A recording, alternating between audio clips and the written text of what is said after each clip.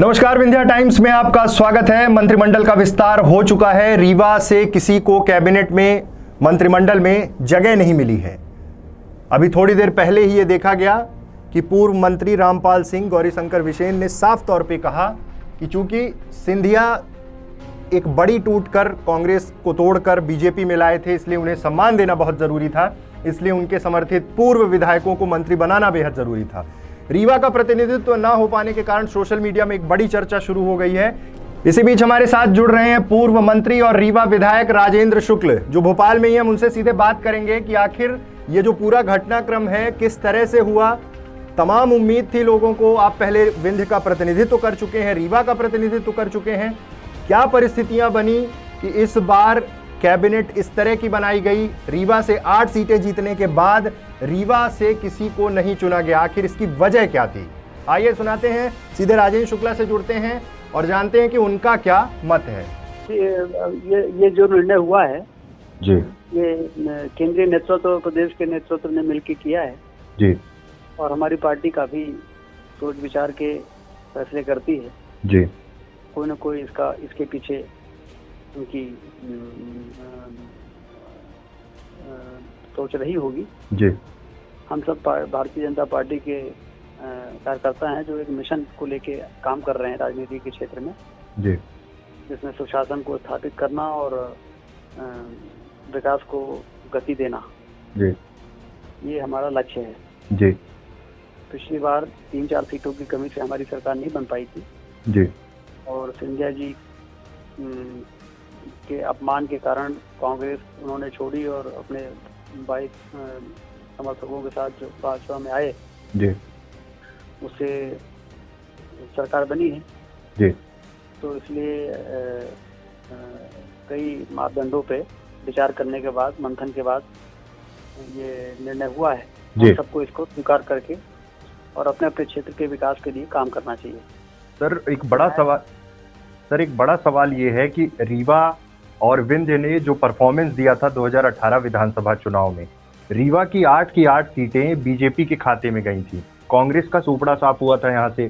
बड़ी उम्मीद रहती है आम जनता को, आप पहले प्रतिनिधित्व कर चुके हैं मध्य प्रदेश में और एक डेवलपमेंट मॉडल के साथ जो रीवा में और विंध्य में काम हुए हैं पहले, एक एक्सपेक्टेशंस होती हैं लोगों की।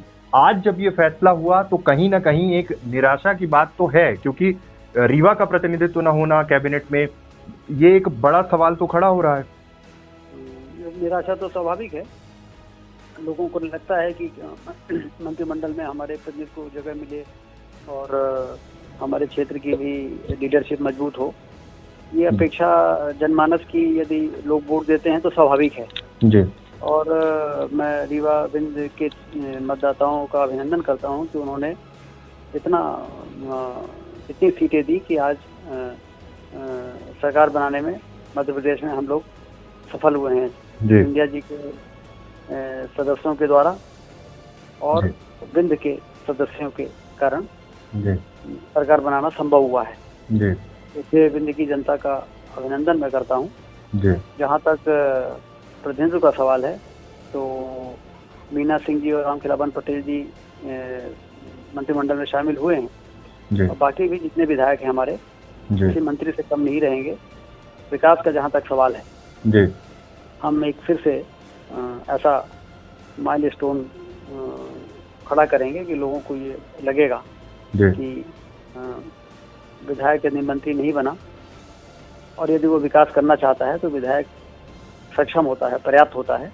यदि ऐसी सरकार है जो विकास करने वाली सरकार है, विकास रोकने वाली कमलनाथ जी की जो सरकार थी, सारे कामों को रोकने के अलावा कोई नया काम स्वीकृत करने का काम करने की नियत यदि नहीं है तो परेशानी होती है विधायक को। लेकिन यदि सरकार की नियति सुशासन और विकास की है तो विधायक मंत्री से कम नहीं होता है। ये आने वाले दिनों में लोगों को समझ में आएगा।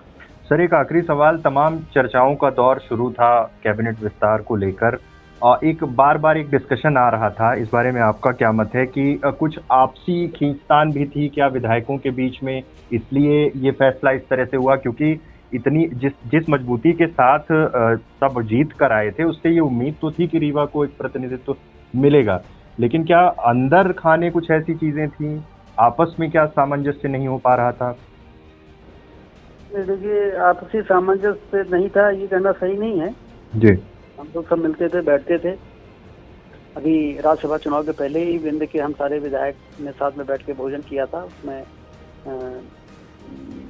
इकट्ठे थे जी। सिर्फ 2-3 लोग नहीं आ पाए थे जी। क्योंकि वो नागेंद्र सिंह जी इंदौर चले गए थे, केदार शुक्ला जी का स्वास्थ्य ठीक नहीं था जी। और गिरीश गौतम जी भी किसी कारण से नहीं आ पाए थे, लेकिन बाकी हम सारे लोग बैठे थे जी। तो उसको खींचतान नहीं कहना चाहिए। यदि मान लीजिए कि मंत्री बनने के लिए कोई अपना दावा प्रस्तुत करते हैं जी। और दावा प्रस्तुत तो वो इच्छा यदि है तो उसको बुरा नहीं मानना चाहिए। सभी का अधिकार है कि वो मंत्री पद के लिए अपने बात रखें। हालांकि अपनी पार्टी में तो कहने से कोई मंत्री नहीं बनता है जी, बल्कि कभी कभी घर बैठे हुए लोग भी मंत्री बन जाते हैं जी। तो इसलिए मीडिया ने जरूर इस प्रकार की बातों को चलाया, क्योंकि मीडिया में इस प्रकार की खबरों को यदि नहीं आएंगे तो फिर वो न्यूज लोग पढ़ते नहीं, या तो ये मानती है ज़्यादातर मीडिया जी। और पता नहीं ये सही है या गलत फहमी है उनकी जी। लेकिन इस बात को सही कह रहे हैं आप कि इसको काफ़ी यहाँ पर बात को भोपाल में काफ़ी प्रचारित किया गया कि विंध्य में बहुत विद्रोह है, बहुत खींचातान है। इससे थोड़ा विंध्य की छवि को आघात भी लगा है जी। जो इतनी जबरदस्त जीत हासिल करके हम लोगों ने अपनी पोजीशन मध्य प्रदेश में बनाई थी जी।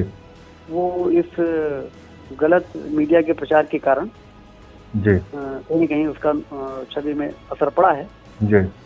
लेकिन हम सारी चीज़ों को फिर से रिकवर कर लेंगे। मुद्दा तो हम लोगों का सिर्फ एक ही है जी कि विंध्य जब विकास के लिए बंटवारा हो तो विंध्य में किसी प्रकार की कोई सौतेला व्यवहार ना हो। जी सर, एक आखिरी सवाल, चूंकि उपचुनाव है इसलिए ज़्यादा फोकस चंबल पर रहा, चंबल में ज़्यादा प्रतिनिधित्व, सिंधिया खेमे में से जो लोग पार्टी में आए उन्हें ज़्यादा से ज़्यादा पद दिए गए क्योंकि उन्हें उपचुनाव में जाना है, तो प्राइम फोकस उपचुनाव था, इसलिए इस दृष्टिकोण से भी ये कैबिनेट और मंत्रिमंडल विस्तार इस तरह से रहा। बिल्कुल सही कह रहे हैं आप कि जो लोगों को चुनाव में जाना है और वहाँ पर मौका दिया गया है जी, और जो हमारे भाजपा के भी वहाँ के उस इलाके के लोग हैं, भले कम संख्या में जीते थे जी, लेकिन उनको भी मौका दिया गया है जी। तो कुल मिला के अब ग्वालियर चंबल संभाग और उधर मालवा का निमाड़ का जो क्षेत्र जहाँ पर चुनाव होने हैं जी, वहाँ पर प्रतिनिधित्व ज़्यादा है जी, तो उसके पीछे सरकार को स्थायित्व प्रदान करना है, क्योंकि सरकार यदि अच्छी है जी, तो स्थायी होनी चाहिए जी। यदि सरकार इस प्रकार की है जो जन विरोधी काम करे या विकास के प्रति चिंतित ना हो जी, वो उसका स्थायित्व तो नुकसानदायक होता है जी, लेकिन यदि सरकार सुशासन और विकास करने वाली है जी, तो उसका स्थायित्व उसको मिले, इसके लिए यदि मंत्रिमंडल में उस प्रकार से निर्णय हुए हैं तो हम सबको उसका स्वागत करना चाहिए। जी सर, एक आखिरी सवाल, कांग्रेस ने आरोप लगाया है कि वरिष्ठ विधायक, कई बार के मंत्री राजेंद्र शुक्ल, रामपाल सिंह, गौरीशंकर बिसेन, ऐसे लोगों को छोड़ दिया गया है। ये कहीं ना कहीं बीजेपी आपकी पार्टी पर ये टारगेट कांग्रेस ने किया है कि वरिष्ठों को किनारे कर इस तरह की कैबिनेट बनाई गई है, कहीं ना कहीं वो तो राजनीति कर रहे हैं, वो लोग तो राजनीति कर रहे हैं जी, इसलिए ऐसी बातें कर रहे हैं जी, खुद सब कुछ वो लुटा चुके हैं जी, क्रेडिबिलिटी उनकी समाप्त हो चुकी है। सरकार में 15 महीने रह के जिस तरह से काम किया है उससे उनकी क्रेडिबिलिटी अब खत्म हो गई है। अब इशू को डाइवर्ट करके और यदि वो इस प्रकार से वरिष्ठों के चिंता करते थे तो बिसाहू लाल सिंह जी से लेके और केपी सिंह से लेके और लक्ष्मण सिंह जी और अंजल सिंह कंसाना को पहले उन्होंने क्यों नहीं मंत्री बना दिया? जी, खुद जो काम उन्होंने ही किया उसी काम को लेके भाजपा को कटघरे में खड़ा कर रहे हैं, तो ये राजनीति के अलावा कुछ नहीं। जी, ठीक है, बहुत बहुत धन्यवाद सर। जी नमस्कार।